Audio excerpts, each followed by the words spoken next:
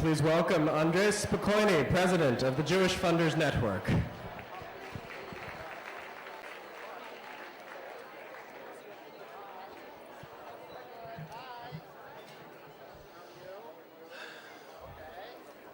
Bon appetit, everyone. I'm competing with dessert, which is not an easy task.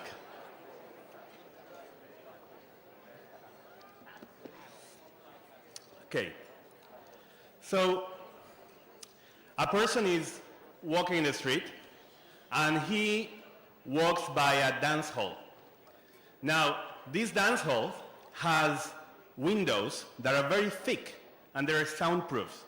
So he just sees people dancing. Actually what he sees is people making strange movements. He doesn't hear the music and he sees the people dancing. So his first thought is, these people are just crazy. I'm just walking through some sort of mental asylum and people are doing these strange movements all together. Now, if somebody would walk by our conference, probably will think something similar. We'll think we've gone insane. Here we have 400 people talking about how to give money away. Not how to make money, how to give it away. Some people even flew 20 hours, I don't know how the Australians flew, but probably more than that, to talk about how to give money away. So are we all gone insane? What are we doing here? But no, of course we're not. Of course we're not crazy. We actually are here because we can hear the music. We understand the passion and the motivation and the values that guide us being here. The music is different for all of us. For some, it's our own beliefs, our own values, our family history. For others, is the unending music of 4,000 years of Jewish tradition and this wonderful legacy that we gave to the world. But each of us knows why we're here. We're here because, as one of the quotes said yesterday, we make a living by the money we earn, but we make a life by the money we give. We're here because we know that life has meaning only when we impact other people's lives. I see some friends here from South Africa, and I think I mentioned to some of you, one of the things that struck me most about South Africa is the Zulu greeting. You know, in South Africa, when you meet somebody, you say, in Zulu, you say sawubona, which, if the South Africans help me here, it literally means, I see you, therefore I am. Now, how beautiful that is. We are not if we don't connect with somebody else. The Jewish tradition says something similar. Hillel the Elder says, Imanile atzmi, ma'ani. You know, if I'm just for myself, what am I? We truly exist, my friends, when we make a difference in others. And that's why we're here. We're here because we realize that we have the power, we have the means, and we have the drive to change the world one person at a time, one project at a time, one gift at a time. We are here also because we know that hearing the music is not enough. We live in a very complex world. The business of philanthropy is difficult and it's becoming more and more complex. So we need the tools, we need the systems, we need the conceptual frameworks to transform our passion into action and our values into practice. We're here because we know that we need these tools, but most of all, we need one another. We need the network if we really want to make a difference. The music, as I said, is different for all of us. Each one of us is involved for philanthropy for different reasons. For me, the story is quite simple. Philanthropy made me who I am. As some of you know, I was born in Buenos Aires, Argentina. I grew up as the son of a single mother during the military government. It wasn't an easy time to be in that country at that time, and believe you me, it wasn't an easy time for my mother to be a single mother of two little boys. The challenges for her were sometimes, the challenge of merely feeding us for her were sometimes insurmountable. Without help, my brother and I would have become a statistic, what the sociologists call the structurally poor. And yet, thanks to philanthropy, I was able to go to Jewish day school. I went to summer camp. I made my first trip to this country. It was 1985. It was all on a scholarship. And eventually go all the way to college and be here with you and be actually who I am. I am here today because people I didn't know and who didn't know me decided that it was important for them to change my life. My friends, I'm here today because I want that we collectively have the same impact that philanthropy had on me and on my family. So, yet, the music is the same almost 40 years after for me. Now, my staff knows me, and they advise me not to get too personal in my speech, which I've just done. But you know what? Philanthropy is personal. It is about you. It is about your family. It is about your values.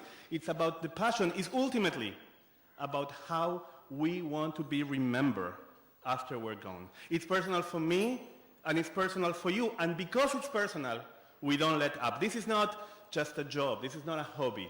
This is the essence of who we are.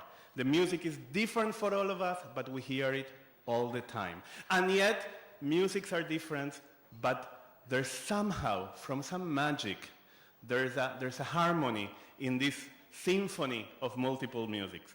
As I said before, we live in a world that is complex, that is scary. We saw what happened yesterday, but just not that. The world in general has a rate of change that is accelerated. We live in the time of radical uncertainty. Now, the 20th century, the late 20th century, saw the enormous growth, the exponential growth of independent philanthropy. Many of the changes that we see in the Jewish world today are the product of independent philanthropy. Some people actually decry this phenomenon. They said is a a manifestation of our individualist society that we all want to be independent. I don't see it that way.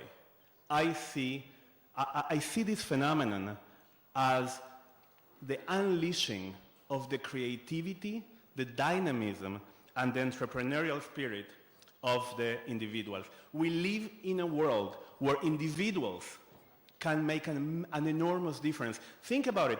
A kid can start a revolution from his cell phone. Somebody can topple a government from a Facebook page. We live in the time of the what the sociologists call the hyper-empowered individual. So, yes, independent philanthropy has the power and the drive to make the change in the Jewish world and to make crazy dreams come true. It was a crazy dream to think that, for example, every Jewish kid should have the right to come to Israel at least once. It was, and yet it's being done by independent philanthropists. It was a crazy dream to think that the culture of driving in this country could be changed. It was a crazy dream, and yet it's being done by independent philanthropists in this room. It was a crazy dream to think that Israeli Arabs would one day volunteer to national service or even to the army, and it's happening thanks to the work of many of you. But yet, despite our enormous achievements, the world of independent philanthropy is changing. We live in an era, my friends, where silver bullets have disappeared. We can be the brightest people, the smartest, the most powerful, the wealthiest, and yet we cannot have the solution for the complex problems we're facing on our own. You see, if a business doesn't adapt, it goes bankrupt. Foundations don't have that risk. You can't bankrupt a foundation. I mean, you can, but generally you don't. The risk that a foundation has is to become irrelevant. And that's sometimes a bigger risk than going bankrupt, because in a way it's a betrayal to your own values or to the society you try to serve. So if the late 1900s were the time of the do-it-alone philanthropy, the way for independent philanthropies to maximize their impact in 2010, 2020 and beyond is through networking. Networks are the key to the success in the 21st century. Because, as I said before, the problems we're facing are too difficult, too intractable, too complex to be tackled by a single person on their own. And networks are great because they're not a collective in the 19th century meaning of the term. Networks retain the independence and the creativity on the individual while at the same time providing a bridge toward collective action. Networks bridge the individual with the collective. And that's why networks are so important. We can pool our resources, especially in situations that don't have an easy off-the-shelf solution. And most of the problems we have do not have an easy off-the-shelf solution. Now, working collaboratively, you all know, isn't easy. Oh boy, it's not easy. And at the JFN, we're learning more every day about how to create a culture of positive disagreement, of common action, and of learning and sharing as we go. It is hard, it's not easy, but there's no alternative. As we say, if you want to go fast, go alone. But if you want to go far, we need to go together. And that actually brings me back to the question that I've been asking for the last 8 months since I took this job, which is, why JFN? Why JFN in this world of complex philanthropy, of crazy societal problems? What is our role? What is our contribution? And in light of what I said before, I think that the answer becomes quite obvious. JFN is and needs to be the organization that networks. We are the organization that is here for you when it comes to find partners, to find people that share your interest, that have common ground with you, even if you come from different sides of the political and ideological spectrum. We are the organization with which passions align and action gets created. We are the organization where dialogue is possible. We live in a world where we don't talk to each other. Rather, we talk a lot, but we don't listen. In JFN, we try to listen. We challenge others, and we allow ourselves to be challenged. We refuse the status quo, and we share others in the creation of common intellectual capital on common philanthropic knowledge. We have in this room the crème de la crème of the Jewish philanthropic world. And yet, we know that together we're smarter, together we're more creative, and together we can achieve much better results than on our own. My friends, in this room, the smartest person is the room. Not because you're not smart enough individually, but because the collective creativity that we can have as a community of funders is limitless, is really boundless. We also understand that JFN, despite enormous successes of the past, and believe me, this conference is not my work of the last few months. It's really the accumulated hard work that JFN has been doing for the past years. But even being extremely successful, we need also, as an organization, a process of renewal. And that's why we are relaunching JFN with networking at our core. We are defining the capacity for networking as the essence of who we are as JFN. In this JFN 2.0, to use a technological concept, we will raise network philanthropy to a new level in the Jewish world. The new approach rests on 3 main platforms: membership services, networking, and philanthropic excellence. These are the 3 pillars of the new JFN. JFN is a global organization where you are going to receive the same level of philanthropic knowledge, whether you live in Tel Aviv, in San Francisco, or in New York. It's the only platform in the Jewish world where philanthropists from 4 continents, or 5 continents rather, can get together and share.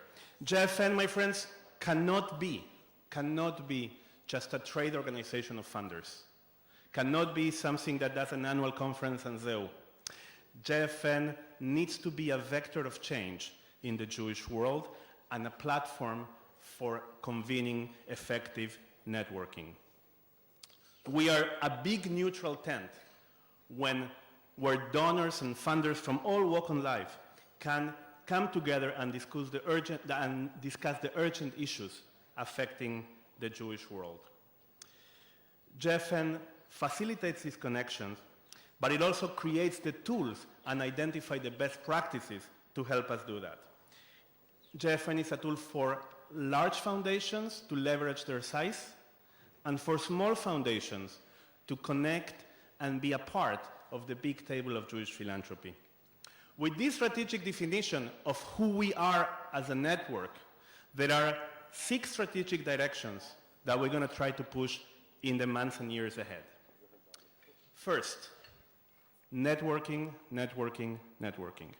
As I said before, we deliver value by facilitating networks and connections. This translates into concrete initiatives. The peer network, for example. We have here members of the Special Needs Peer Network that is not just an excellent initiative, but a template for others to follow. We have a peer network on funders of local Jewish education, which is a different model, but yet is a platform for networking. We have developed a structure to help giving circles. Again, networking and collaboration. Second, global expansion. As I said before, JFN is a global organization, and we need to act, think, and work as a global organization. There are 2 main areas that need to be expanded in JFN, sorry. And I'm going to tell you why I say JDC in a minute. We're working with many partners, among them the JDC, to work in philanthropic developing in Europe and beyond, and in other places in Eastern Europe. We are working with our Israeli cabinet to develop philanthropy in Israel. We are working with our members and our friends in the West Coast, because those are the areas that need most philanthropic development. Europe, as I said before, is a place where philanthropy needs to be developed, and we have a lot of Europeans from here. Israel is a key element, not just because we need philanthropy in Israel, but because we need to use JFN Israel as a value proposition for all our network. Nobody can connect philanthropists from Israel and the diaspora as we can. If you're a member in New York, the connection with Israel is one of the main value propositions that JFN has for you. So, networking, global expansion. Third, the idea of being a hub for philanthropic knowledge. We will become a leading provider of expertise to our member and to the Jewish community as a whole, through the creation of something that we are calling the Center for Jewish Philanthropic Excellence. We are redefining our philanthropic services model to raise the bar for skill-based program and grant-making resources for JFN members. We are basically redefining our work in philanthropic services so that it can serve not just the philanthropic services client, but the entire network of members. As my friend and mentor Jeff Solomon said, you know, Jews used to be at the forefront of philanthropic knowledge. By the way, it's Jeff's birthday today, so if you see him, Mazel Tov. We used to be, Jeff always says, we used to be at the forefront of philanthropic knowledge, and now we're lagging behind. So the Center for Philanthropic Knowledge, for Philanthropic Excellence, is a tool of putting the Jewish community back in the forefront of this of the sphere. Fourth, technological platform for networking. Many of you downloaded the app. I can tell you it still has some bugs, as it always happens here, but it's a great tool. And it's not just cute. The idea behind the app is that we need to create tools for facilitating the networking of our members. So you'll see we're going to launch a new website very soon, and we're going to integrate in that website platforms for you to connect with one another. This is not a radial network with everything goes through the center. You need to be able to connect with one another without using me or without using the JFN stuff. Fifth, matching grants. Matching grants have proven to be an amazing tool for bringing support to a field. I'm very pleased to announce actually that the second round of the CIFAS, the matching grant to build Jewish identity in Israel, was just approved by Avichai and UJI Federation of New York. But it's not the only one. We have several matching grants in the pipelines for which people that are interested in a certain area can leverage their impact. Sixth and final, for now, because there's going to be more. During the next year, JFN will revamp and strengthen its professional development programs, both for CEOs and for foundation professionals at large. I don't need to elaborate on the need for professional development for better support our philanthropic. The quality of the philanthropy we do is directly linked to the quality of the professional and the human resources doing that work. So JFN needs to invest more resources and more energy into that work. Dear friends, during the last 8 months, I've been listening a lot. I've been meeting with many of you. I think I conducted around 150 interviews with members from all walks of life, Israelis, East Coast, West Coast, Europeans, even South Africans. I've been listening a lot, and these strategic directions were not created in some ivory tower between the board and the staff of JFN, are the emerging priorities of the network as a whole. Now, for me, listening is not a one-off. It's not that I finish my listening tour and that's it. Listening is, for me, the essence of leadership and the essence of who we are as an organization. And the process of listening is iterative, and it's two sides. So I encourage you to keep speaking up, to keep bringing your input and your feedback. I want to conclude with a commitment and a call to action. The commitment is, for the part of JFN, that this conference is not going to be a one-off. This conference is either the starting or the conclusion of something, but it's never a one-off.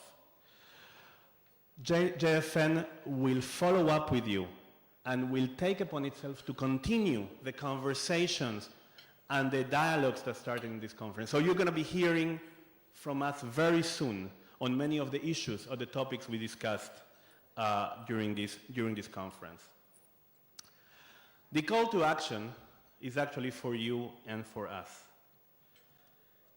Each of us, each and every one of us, needs to take the challenge of working, thinking, and acting in networks. We need to take the challenge because the effectiveness of our philanthropy depends on it. It's not easy, but we have to do it. And we have to do it now. Let me tell you a story. This I learned in Russia. So, you know, in Russia, when you needed to buy a car, you basically went to the DMV of Russia, you paid, you fill all the paperwork, and you would wait for 10 years, basically, until your car was allocated to you. So this Jewish man goes through all the bureaucratic hurdles, does all the thing, and finally pays, and the employee tells him, okay, come back in 10 years. And he says, in the morning or in the afternoon? So the guy looks at me and says, what difference can it possibly make? It's in 10 years. He says, well, actually, in the afternoon, the plumber is coming. So now, the employee was right on something. If we wait for 10 years, it doesn't make any difference. It's going to be too late. The time for action is now. The time for creating, for strengthening networks is now. Now is when we have to do it. It's easy, of course not, but we, my friends, are the people who doesn't do easy. The Jewish people is the people for which only the impossible is worth doing. JFN doesn't do easy. This gathering is not easy. So we need to do it. We're approaching the holiday of Passover, of Pesach, and I'm always puzzled by Moses' reaction when God entrusts him with the task of leading the people. Do you all remember what he said? What did he say? Somebody failed at Hebrew school. Mi anochi, who am I? Who am I? That was his first reaction. Mi anochi, who am I to do this? Dear friends, we are the ones who don't ask mi anochi.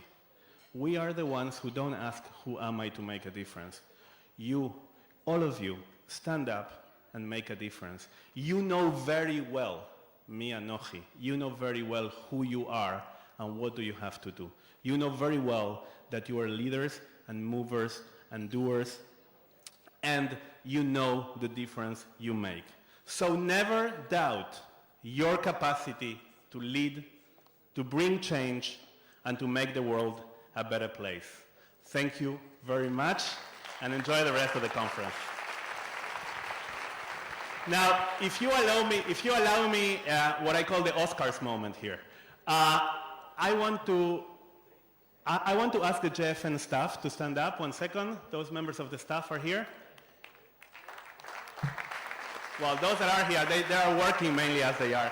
I just want to tell them, I just want to thank the staff specially because I know that the transition to new leadership is not easy. And it wasn't easy for me, and I'm not an easy person to work with all the time, and they have adapted wonderfully. Especially, I want to thank David, David, where are you? He's hiding behind the thing. How many of you spoke to David? Can you raise your hand? Amazing. So thank you for all this magnificent organization is David's fault. And last but not least, Judy Mann, who's my CEO, and my right hand. Where's Judy? There. Okay, hiding somewhere. So Judy, as you know, kept the boat afloat during this hard transition that JFN went through, and is really a basic keystone of our operation. Last but not least, the JFN board is probably one of the best boards, one of the biggest assets we have in the Jewish world. Both the JFN board and the JFN Israel cabinet. None of this would be possible without them. When thinking about our board, our volunteers, I think that there is only one reason why we don't pay volunteers, is because they are priceless. Thank you all very much.